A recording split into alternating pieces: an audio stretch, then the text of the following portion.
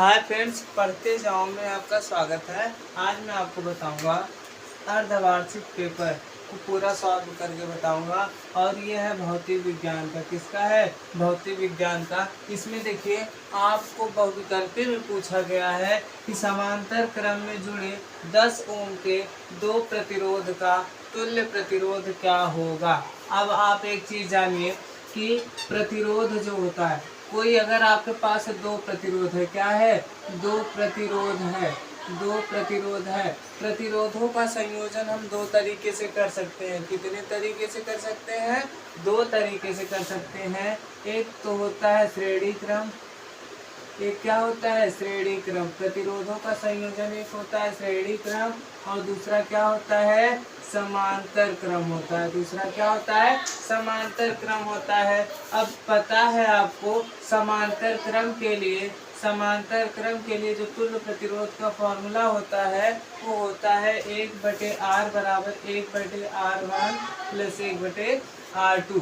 जबकि श्रेणी क्रम में R तुल्य यानी कि तुल्य प्रतिरोध का मान R1 प्लस R2 होता है। अब देखिए, सवाल में दिया है समांतर क्रम में जुड़े। अब बताइए, समांतर क्रम में दिया है, समांतर क्रम में जोड़ेंगे तो प्रतिरोध का फॉर्मूला ये वाला रखेंगे। समांतर क्रम में जुड़े 10 ओम के दो प्रतिरोध का तुल्य प्रतिरोध ज्ञात कीजिए। यानी कि इसमें हमें R1 का मान भी 10 ओम दिया। 10 ओम के कितने प्रतिरोध हैं? दो प्रतिरोध हैं। और R2 का मान भी कितना दिया है? 10 ओम दिया है। तब यहाँ से हमें 1/R बराबर निकालेंगे। अब बताइए, R1 का मान कितना दिया है? 10 दिया है। R2 का मान भी कितना दिया है? 10 दिया है। जब आधार समान होता है, जब आधार समान होता है तो ऊपर वाला जुड़ जाता है। 1 1 2 हो जाएगा, 2 1 2 5 10। 1/R बराबर 1/5 आएगा।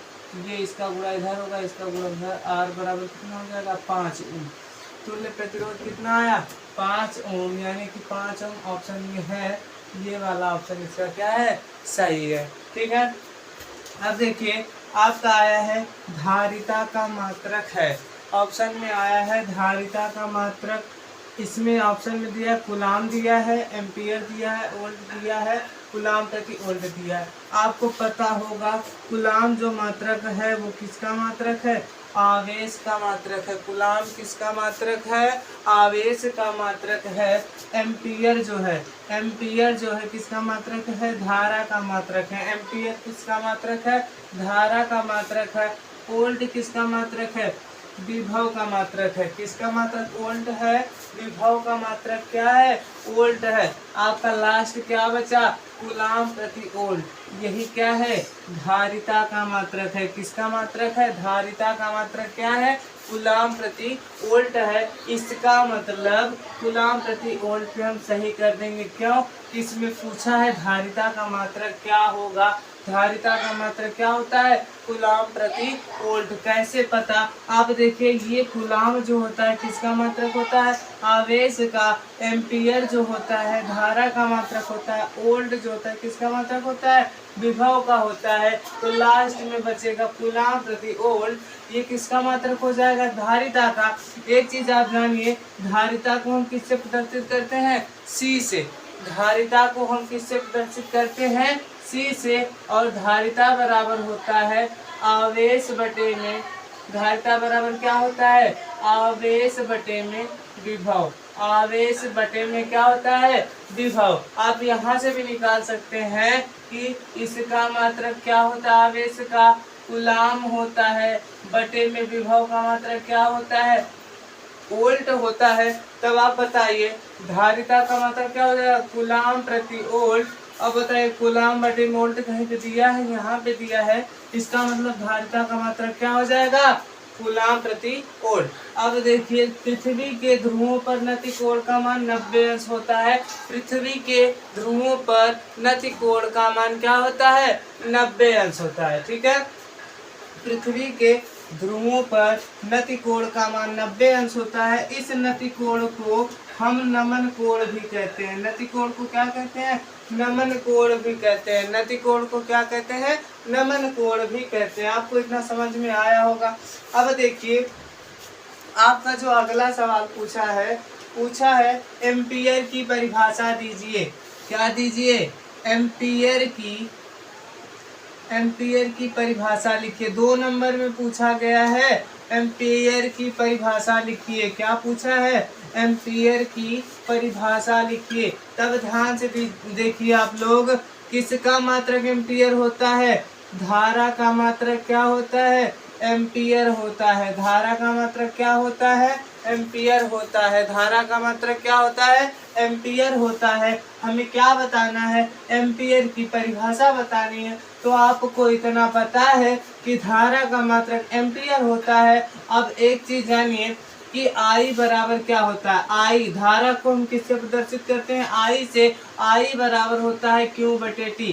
I बराबर क्या होता है? Q बटे T। अब आप यहाँ पे एम्पियर है ना, इसके आगे 1 एम्पियर लगा सकते हैं। तब आप बताएंगे कि 1 एम्पियर की धारा कब बहेगी? जब एक समय हो। समय कितना हो? 1 सेकेंड हो। जब समय 1 सेकेंड हो, 1 सेकेंड में 1 कूलाम आवेश प्रवाहित हो रहा हो, तो जो धारा होगा 1 सेकेंड में 1 कूलाम आवेश प्रवाहित हो रहा है, तो जो धारा होगी वो कितने एम्पियर की होगी? 1 एम्पियर की होगी। या 1 सेकेंड में 1 कूलाम आवेश प्रवाहित हो रहा है, तो जो धारा बहेगी वो कितने एम्पियर की बहेगी? 1 एम्पियर की बहेगी। अगला सवाल पूछा गया है कूलाम का वैद्युत संबंधी नियम क्या है? कूलाम का वैद्युत संबंधी नियम क्या है? क्या पूछा है अगला सवाल? कूलाम का वैद्युत संबंधी नियम क्या है? अब बताइए कूलाम का वैद्युत संबंधी नियम क्या है? कूलाम का नियम क्या है? ध्यान से देखिए, ये 3 नंबर में पूछा गया है। कूलाम का नियम क्या है? ध्यान से देखिए, कूलाम के नियम के अनुसार इसमें 2 आवेश रहेंगे।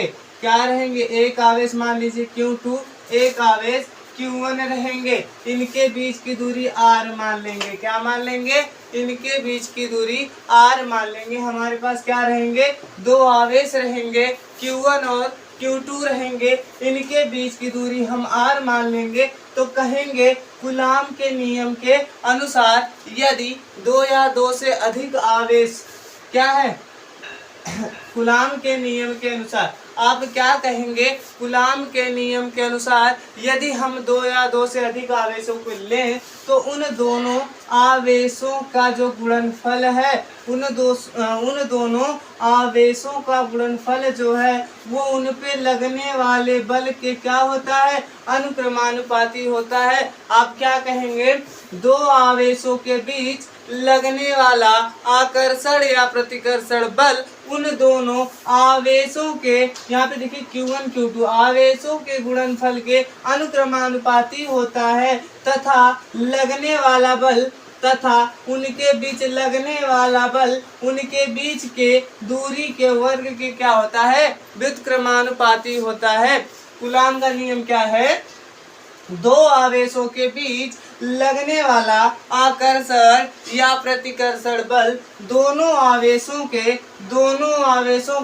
गुणनफल के अनुक्रमानुपाती होता है, तथा उनके बीच के दूरी के वर्ग के क्या होता है? व्युत्क्रमानुपाती होता है। आप इतना जानिए कि अगर आप अनुक्रमानुपाती कहेंगे, जैसे यह प्रोपोर्शनल टू Q1 Q2 है, अगर आप अनुक्रमानुपाती कहेंगे, अनुक्रमानुपाती का मतलब होता है अगर आप एक चीज बढ़ा रहे हैं तो दूसरी भी चीज क्या होगी? बढ़ेगी। और व्युत्क्रमानुपाती का मतलब क्या होता है? अगर आप एक चीज बढ़ा रहे हैं दूसरी चीज क्या होगी? घटेगी। जैसे अगर हम दूरी को कम करेंगे तो बल ज्यादा लगेगा, इसीलिए इसको क्या बोला गया है? व्युत्क्रमानुपाती बोला गया है। क्यों व्युत्क्रमानुपाती बोला गया है? क्योंकि अगर हम बल जो है बल ज्यादा कर रहे हैं तो हमें दूरी कम करना होगा, या अगर हम दूरी बढ़ाएंगे, अगर जैसे दूरी बढ़ाएंगे तो बल क्या होता जाएगा? कम होता जाएगा। इसलिए ये आपस में क्या है? व्युत्क्रमानुपाती। व्युत्क्रमानुपाती का मतलब क्या होता है? एक चीज बढ़ेगी तो दूसरी चीज क्या होगी? घटेगी। अगला सवाल देखिए, अगला सवाल बायो-सेवर्ट का नियम। इसका देखिए निगमन करना होगा। ये 1 नंबर में बस पूछा है तो इसलिए मैं इसका फॉर्मूला लिख ले रहा हूँ। बायो-सेवर्ट के नियम में जो होगा बायो सेवर्ट के नियम में B बराबर होता है mu naught upon 4 pi ideal sine theta upon r square. इस नियम में क्या होता है, B बराबर mu naught upon 4 pi ideal sine theta upon r square, जहाँ म्यू नॉट अपान 4 पाई का मान होता है 10⁻⁻⁷। म्यू नॉट अपान 4 पाई का मान कितना होता है 10⁻⁻⁷, या तो हम कह सकते हैं म्यू नॉट बराबर 4 पाई × 10⁻⁷। अगला सवाल क्या दिया है, फैराडे का नियम दिया है। अगला सवाल दिया है 4 नंबर में, फैराडे का नियम क्या है, तो आप कहोगे जब किसी विद्युत परिपथ में धारा प्रवाहित की जाती है, 1 मिनट में इसको लिख दे रहा हूं, फैराडे का नियम।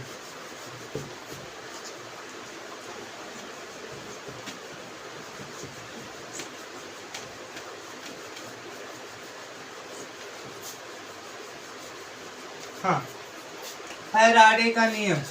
कौन सा नियम, फैराडे का नियम। फैराडे ने 2 नियम दिया था।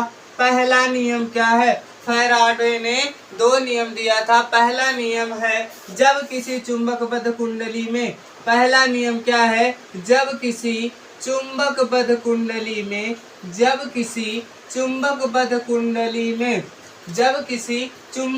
कुंडली में उसके चुंबकीय फ्लक्स में, ध्यान से सुनिए आपको याद हो जाएगा, जब किसी चुंबकबद्ध कुंडली में उसके विद्युत फ्लक्स में परिवर्तन होता है तो एक प्रेरित विद्युत वाहक बल उत्पन्न होता है। क्या उत्पन्न होता है, एक प्रेरित विद्युत वाहक बल उत्पन्न होता है। यह प्रेरित विद्युत वाहक बल उसके फ्लक्स में परिवर्तन के ऋणात्मक दर के क्या होता है, बराबर होता है। जब किसी चुंबकीयबद्ध कुंडली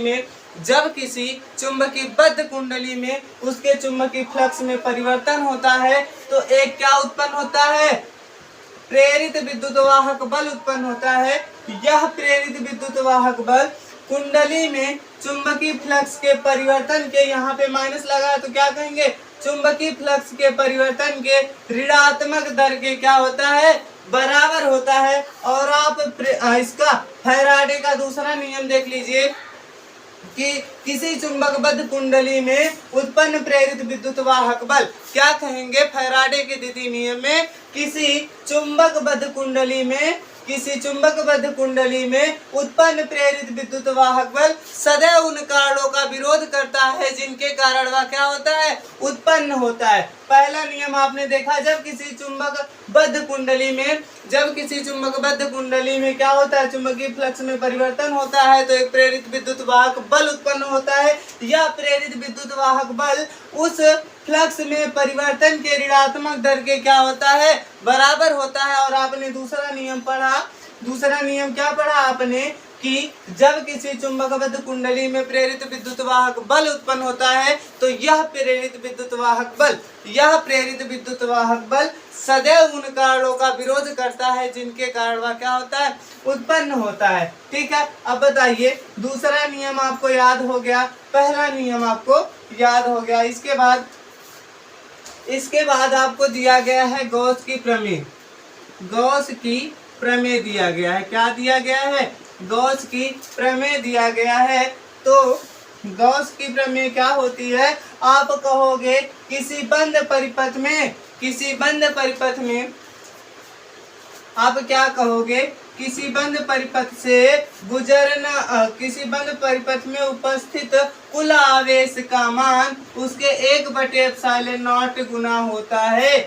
तो इसमें क्या होता है कि किसी बंद परिपथ से गुजरने वाले कुल फ्लक्स का मान उसमें उपस्थित कुल आवेश का 1/ε0 गुना होता है। गॉस की प्रमेय क्या है कि किसी बंद पृष्ठ से गुजरने वाले विद्युत फ्लक्स का मान, किसका मान, विद्युत फ्लक्स का मान उस बंद पृष्ठ में उपस्थित कुल आवेश का 1/ε0 गुना होता है। ठीक है,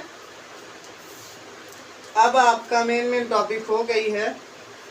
हाँ, अब आपका एक सवाल दिया गया है 8 ओम के तार को 8 ओम के प्रतिरोध का एक तार है। एक तार कितने ओम का है? 8 ओम के प्रतिरोध का है और उसकी लंबाई 2 गुनी कर दी जाती है। इसकी लंबाई पहले L थी, बाद में कितनी L1 बराबर L और L2 का मान कितना कर दिया जाता है? 2 गुना कर दिया जाता है। आप याद रखें, जब लंबाई 2 गुनी कर दी जाती है, अगर प्रतिरोध की लंबाई, अगर जैसे किसी तार की लंबाई 2 गुनी कर दी जाती है तो इसका प्रतिरोध 4 गुना बढ़ जाता है। लंबाई 2 गुना बढ़ा है, प्रतिरोध 8 था, 8 गुणे 4 8 चौक 32 ओम। जब लंबाई 2 गुनी करती हैं तो प्रतिरोध जो होता है 4 गुना बढ़ जाता है। ठीक है, आशा करता हूँ आपको ये वीडियो अच्छी लगी होगी। ज़्यादा से ज़्यादा शेयर करें।